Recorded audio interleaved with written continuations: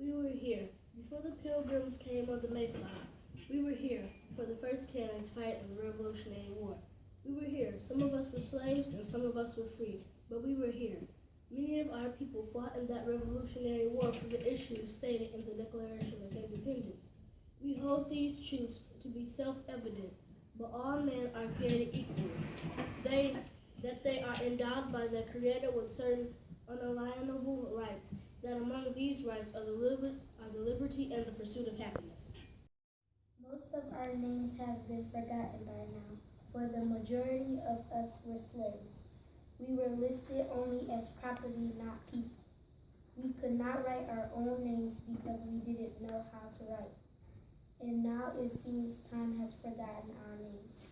Yet we have a great history in this country. Ours is the heroic history of survival. Our history travels the length of a whip and the vastness of a dream. It spans oceans and centuries. It is history of the human spirit's quest for freedom. It is the history of our souls. We began in Africa, though both of us don't know where our ancestors were. When they were kidnapped and brought across the ocean as slaves, we know the slave ships were overcrowded and our people was abused. The sight was terrible. One man who worked as a slave ship captain knew the sight well.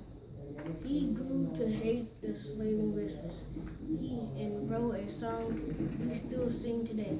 His name was John Newton, and the song is Amazing Grace. He wrote it one stormy night when it seemed the ocean would swallow him and all his ship with hundreds of slaves. I was born the property of Benjamin Turner. I had a vision and I saw white spirits and black spirits engaged in battle. The sun was darkened, the thunder rolled in the heavens, blood flowed in streams, and I heard a voice saying, "Such is your luck, such you are called to see, and let it come rough or smooth, you surely must bear it."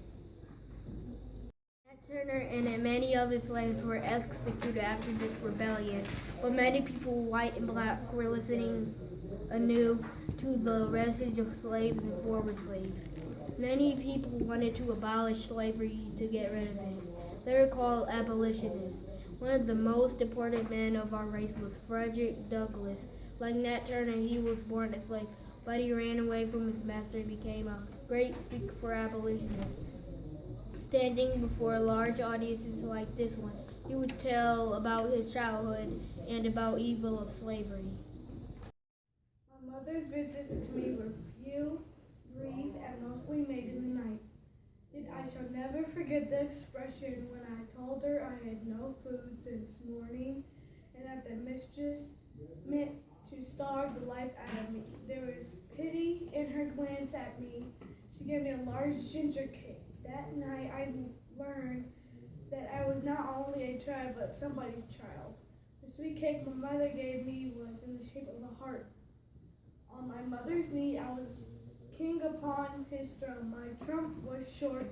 I dripped off to sleep and walked in the morning home to find my mother gone.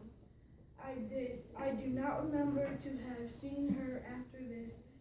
I learned after my mother's death that she could read. That's a field hand should learn to read in a slave state is remarkable. But the achievement of my mother, considering the place, was extraordinary. Ain't I a woman? I have as much muscle as any man and can do as much work as any man. I have plowed and reaped and husked and chopped and mowed. Can any man do more than that? I tell you, the meanest child of glory outshines the brightest sun. Another great woman of color did not make many speeches, but she did make many journeys. She herself had run away to where freedom was, but to return time and again to the slave world to rescue other slaves. She took them from one hiding place to another, using what we call the Underground Railroad. I was only 7 years old when I was sent away to take care of the baby. Just me and the bowl of milk with white sugar. I have never had nothing good. And that sugar did look so nice. And my Mrs. back was turned to me, so I just put my finger in the sugar of a lump of both too. She turned and saw me and just flew, and they didn't catch me. I ran and ran and ran and ran. When I was clear, I came to a big pig pen. I stayed from Friday to next Tuesday, finding those little pigs for potato puddings. Other scraps by Tuesday, I was so starved. I knew I got to go back to my missus. They had it, got nowhere else to go. Years later, I did have some place to go, Freedom Land, and it took others with me. You see, there's one or two things I have the right, liberty or death. If I could not have one, I would have others, for no man should take me alive. Freedom came, but not easy. It came with blood. It cost the nation the Civil War to free its slaves. Many of our race fought in that war, too. After it was over, we were emancipated, but we had new challenges. Most who had been slaves still couldn't read or write. We didn't have good schools, and we sure didn't have money. Some still farmed the ground they had farmed as slaves. Though now they could sell the crops they raised. Others moved elsewhere in search of a better life. Some found it, and some found only sorrow and trouble. We knew we needed education. We needed a vision of what we could be, not just the memory of what we've been. There were many who built schools to educate the free slaves and their children. One of the great ones was Mr. Booker T. Washington.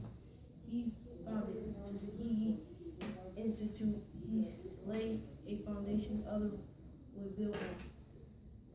Good people are still working and building to assure the opportunities for education will be equal for white and black alike, and that all races will have equal say in the government. I do not believe that any state should have made a law permitting any ignorant and poverty-stricken white man to vote and prevents a black man in the same condition from voting. It will become apparent that the white man who began by cheating a black man out of his ballot soon learns to cheat a white man out of his.